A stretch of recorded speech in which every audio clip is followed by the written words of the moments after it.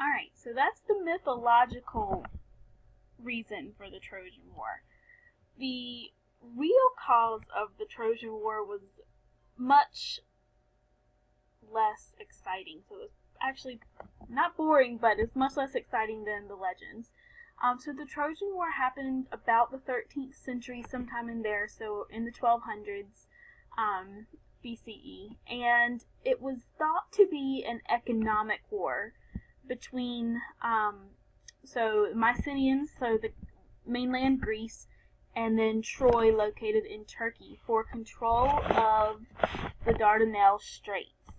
If you look on this map up here where it says Dardanelles and it points to, a strait is just a tiny piece of water between two pieces of land. And the reason that these straits, and this one right here, were so important is that it was better access to Asia for these people, and it was the way that they traded on the Silk Road. So they had to, if you were in Troy, about right here, you would, disembark, on the outskirts here somewhere, go up through this strait here, cross the Black Sea, into Asia.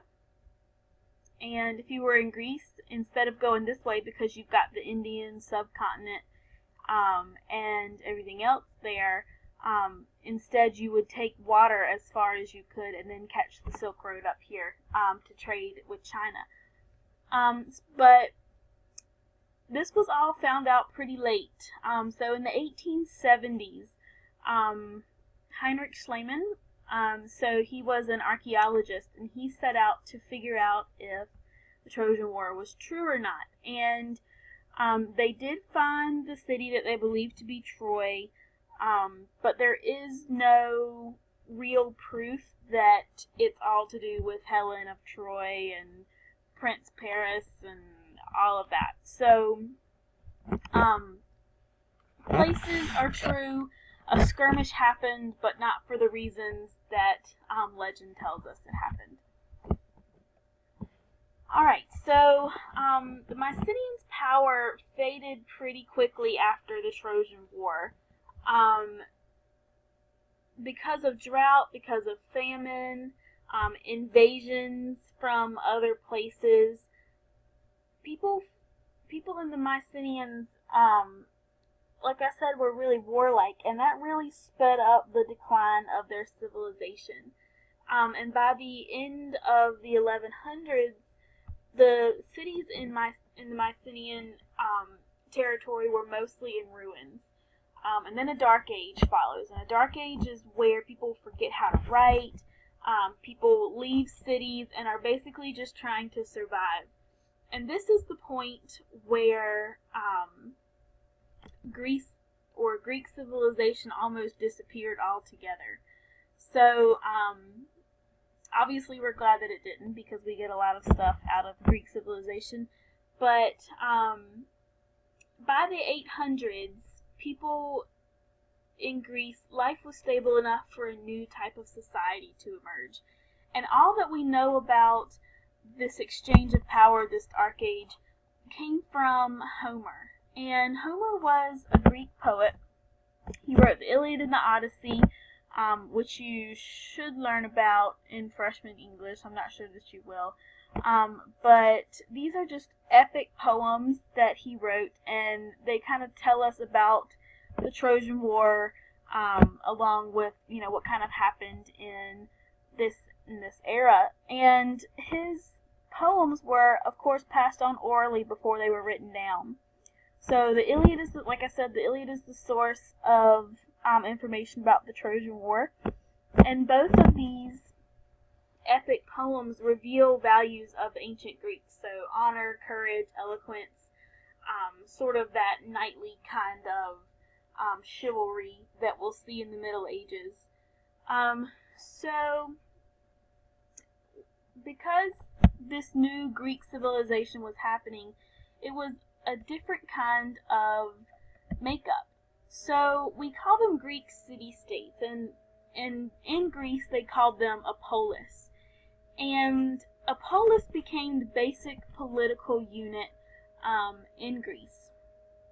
So instead of Greece being a huge empire, these small isolated city-states, they were like tiny countries. They defended their own city-states' independence. Usually they warred with each other, and they got their goods, their ideas. They traded with each other. They traded with other civilizations. And probably one of the most important things that we get from the ancient Greeks is our alphabet. So this is sort of how it goes. So the Phoenician alphabet is what comes about during this time. The Greeks kind of adapt it with the Greek alphabet, and then this is what our Roman letters look like. So that's kind of the evolution of the Phoenician alphabet to the Greek to the Roman that we use. Alright? Just a little bit more about the polis. It was pretty much the center of daily life for ancient Greeks. And so the typical polis was built in a high area, sort of kind of what you would think of as a fort. And the fort, the Acropolis is what it was called, usually held temples, it held public spaces, and the agora, sort of like the marketplace of the polis, sort of surrounded those areas. So shops, houses, all of that was in that area. And then usually a wall surrounded the entire polis, so it kind of for defense reasons. And then kind of around that was the fields for growth. So let me see if I can find you a picture. That might help this process along.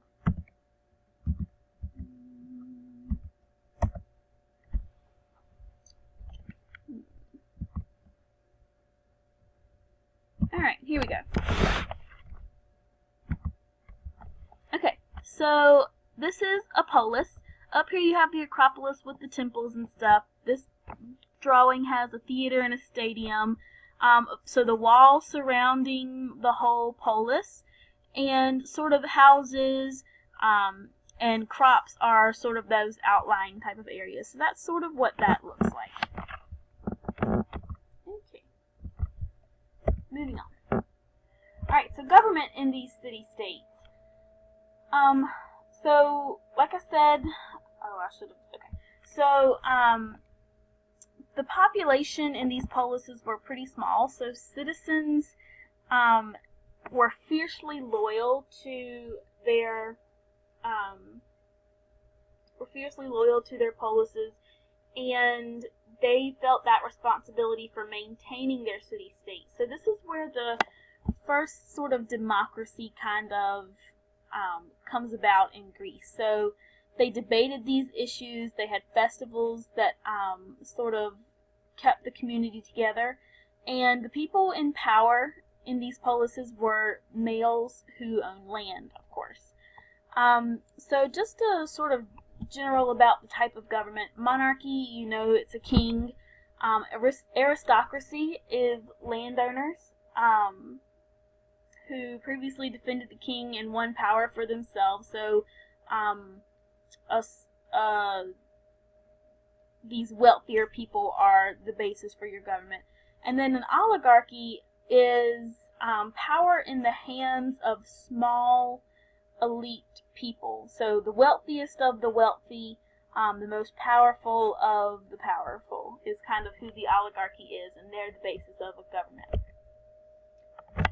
Alright, so we'll deal with Sparta and Athens tomorrow. Thanks for listening.